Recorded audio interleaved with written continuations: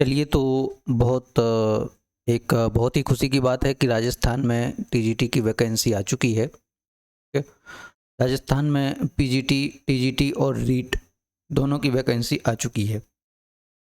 I mean तीनों की vacancy आ चुकी है। पीजीटी स्कूल लेक्चर, टीजीटी और रीट मेंस, ये वैकेंसीज आपको राजस्थान में देखने को मिल रही है। जैसे आप देख रहे हैं, सबसे पहले पीजीटी को देखें तो पीजीटी में हम यहाँ पे देखें, पीजीटी में लगभग क्या ऑल ओवर 3,225 वैकेंसीज आ गई हैं। और यहाँ पे फॉर्म भरने की जो तिथि है 15 अगस्त से स्टार्ट हो रही है। ठीक है, 15 अगस्त से स्टार्ट हो रही है। ये फॉर्म भरने की जो डेट है वो 15 अगस्त से स्टार्ट हो रही है। ये 14 अगस्त से 15 अगस्त से स्टार्ट हो रही है। चलिए अब यहाँ पे देखें तो क्या क्या चेंजेस हुए हैं। सबसे पहले तो ये नोटिफिकेशन में आपको अच्छे से देखना है। सबसे पहले देखेंगे आप योग्यताएं क्या क्या हैं। योग्यताओं में देखें 1 से 12 तक के जो पद दिए हुए हैं और 14 से 16 तक के पद हैं, उनमें तो क्या है, पोस्ट ग्रेजुएशन मांगा है और उसके समकक्ष पोस्ट ग्रेजुएशन या समकक्ष योग्यता मांगी गई है और यूजीसी के नियमों के अनुसार भर्ती की जाएगी। लेकिन इसके साथ साथ क्या चाहिए है, डिग्री और डिप्लोमा चाहिए है इन एजुकेशन रिकॉग्नाइज्ड। यानी कि कहने का मतलब यहाँ पे आपको बीएड अनिवार्य कर दी है। बीएड अनिवार्य है और पोस्ट ग्रेजुएशन अनिवार्य है। ठीक है, बीएड प्लस पीजी आपको अनिवार्य है इसमें। आगे हम देखें तो जो और पद दिए हुए हैं, जैसे पद क्रमांक 19, 20 और 21 के जो पद हैं, 22 से लेकर 27 तक के जो पद हैं, देखें आप तो ये जो पद हैं 19 ड्राइंग के हैं, म्यूज़िक के हैं, ये सारे जो पद दिए हैं इनके लिए योग्यताएं अलग अलग निर्धारित हैं। अलग अलग निर्धारित हैं, आप देख सकते हैं। ये पद क्रमांक 17 के लिए अलग है और 18 के लिए अलग से है और जितने भी पद हैं ये अलग से मेंशन किया गया है। उनकी योग्यताएं आपको ध्यानपूर्वक देखना है, उसके बाद ही पढ़ना है। ठीक है, उसके बाद देखें शैक्षिक अर्हता संबंधी प्रावधान क्या है कि मतलब अपेयर्ड जो है, अगर आप अपेयर्ड हैं या अंतिम वर्ष की परीक्षा में शामिल हो रहे हैं, आपकी जो ग्रेजुएशन या पोस्ट ग्रेजुएशन अगर आपकी फाइनल ईयर चल रही है या अभी तक रिजल्ट नहीं आया है और सम्मिलित आप परीक्षा में होना चाहते हैं तो बिल्कुल हो सकते हैं। लेकिन एक बात याद रखनी है कि उसे क्या करना पड़ेगा, परीक्षा से पूर्व अपने डॉक्यूमेंट कंप्लीट करने होंगे। शैक्षिक अर्हता एग्जाम से पूर्व कंप्लीट करनी होगी।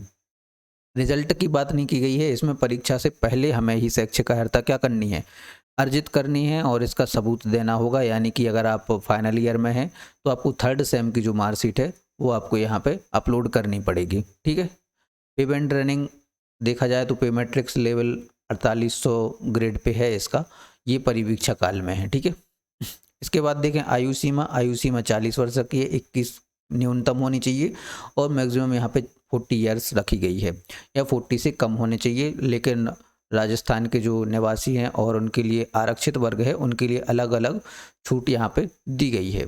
ठीक, तो राजस्थान के अनुसूचित जाति, जनजाति और पिछड़ा वर्ग को 5 ईयर की छूट दी गई है, 5 ईयर की, और इनके लिए 10 ईयर्स की और जाके 5 ईयर्स की ऐसे छूट दी गई है।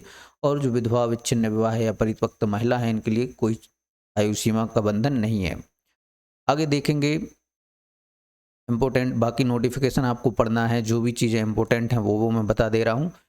तो चयन प्रक्रिया आपको देख लेनी है। चयन प्रक्रिया क्या होगी, प्रतियोगी परीक्षा के माध्यम से चयन किया जाएगा। ठीक है, और परीक्षा का माह क्या हो जाएगा निर्धारित नहीं है, अभी निर्धारित किया जाएगा, इसको आपको बाद में अलग से सूचित किया जाएगा। आवेदन की अवधि 14 तारीख से शुरू हो रहे हैं आवेदन और 12 सितंबर तक ये चलेंगे। प्रक्रिया आपको बताना ही है, पहले OTR करना बहुत ही ज़्यादा आवश्यक है। उसके बाद हम देखते हैं ऑनलाइन संशोधन। ये ऑनलाइन संशोधन है, अगर आपसे कोई गलती हो जाती है तो आप बाकायदा 500 रुपये दे करके गलती या भूल सुधार कर सकते हैं। 500 रुपये में भूल, एक भूल आपकी कितने की पड़ेगी, 500 रुपये की पड़ेगी। भूल कितने की पड़ेगी, 500 रुपये की पड़ेगी, तो भूल नहीं करना है इसमें। फिर देखते हैं सामान्य परीक्षा क्रीमी लेयर फीस कितनी लग रही है जनरल के लिए, और यहाँ पे देखें पिछड़ा वर्ग, OBC, क्रीमी लेयर, अति पिछड़ा वर्ग के लिए कितने, 600 रुपये आपकी फ़ीस लगेगी। फॉर्म फीस 600 रुपये है और जो राजस्थान के जो रिजर्व कैंडिडेट हैं उनके लिए 400 रुपये फ़ीस पे करनी पड़ेगी। ठीक, चलिए ये चीज़ हो गई। इसके बाद हम देखें सिलेबस आपका दिया हुआ है, तो सिलेबस में देखें एग्जामिनेशन कितने का रहेगा, 450 का रहेगा, 450 नंबर्स का रहेगा, जिसमें आप देखें पेपर वन कितने का है, 150 का है, और पेपर 2 कितने का है, 300 का है। ठीक है, 150 और 300 टोटल 450 नंबर का आपका पेपर रहेगा। ठीक है, इसके बाद अलग अलग शिफ्ट में यानी मल्टीपल चॉइस क्वेश्चन, एमसीक्यू रहेंगे, एमसीक्यू टाइप क्वेश्चन रहेंगे आपको, और नेगेटिव मार्किंग है, negative marking shall be applicable. ठीक है, तो नेगेटिव मार्किंग इसमें ध्यान रखना है। एवरी रॉन्ग आंसर 1/3, यानी कि 1/3 की आपको यहाँ पे नेगेटिव मार्किंग देखने को मिलेगी। फिर देखें आगे, राजस्थान सिविल सेवा ये दिव्यांगजन के लिए है, पेपर 1 के लिए ये सिलेबस दे रखा है। क्या क्या सिलेबस है आप देख सकते हैं। पेपर 1 का जो जनरल स्टडी का सिलेबस है उसमें क्या पूछा जाएगा, history of Rajasthan and Indian history with special, और इसके बाद मेंटल एबिलिटी टेस्ट भी होगा, करंट अफेयर्स भी पूछा जाएगा, general science, Indian polity, geography Rajasthan, और ये है एजुकेशन साइकोलॉजी, ये मैनेजमेंट वगैरह, एजुकेशनल मैनेजमेंट, ये सारी चीज़ें आपको पढ़ना पड़ेंगी जनरल पेपर के लिए। फिर सब्जेक्ट जो रहेगा, पेपर 2 सब्जेक्टिव रहेगा आपका, इसमें क्या रहेगा, knowledge of subject concern senior secondary level का यानी 12th बेस का होना चाहिए, और यहाँ पे देखें कंसर्न ग्रेजुएशन लेवल का होना चाहिए, ये आपको जो है नॉलेज पीजी लेवल का होना चाहिए, और फिर पेडागोजी, टीचिंग, लर्निंग मटेरियल, ये सारी चीज़ें आपकी पूछी जाएंगी। कितने नंबर में, ये पेपर रहेगा 300 नंबर का, और ये पेपर रहेगा आपका 150 का। ठीक है, चलिए, तो इतनी चीज़ें आपको इसमें जानना ज़रूरी थी, बाकी और चीज़ें आपके लिए जानना उतनी ज़्यादा ज़रूरी है नहीं। ठीक है, चलिए, तो ये हमारा पेपर आ गया है, नोटिफिकेशन आ गया है, सभी को पढ़ाई क्या करनी है अब स्टार्ट कर देनी चाहिए, और ध्यान रखना है कि फॉर्म भरते टाइम किसी भी प्रकार की गलती ना हो, नहीं तो एक गलती के 500 रुपये लगेंगे आपके। ठीक है, चलिए ठीक है, थैंक यू।